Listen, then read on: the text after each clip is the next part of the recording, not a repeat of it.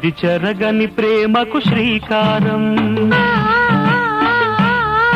ఇది మమతల మేడకు ప్రాకారం, పండిన కలలకు శ్రీరస్తు, పసుపు కుంకుమకు శుభమస్తు, కనివిని ఎరుగని అనురాగానికి కలకాలం వైభోగమస్తు, కలకాలం వైభోగమస్తు. ఇది చెరగని ప్రేమకు శ్రీకారం,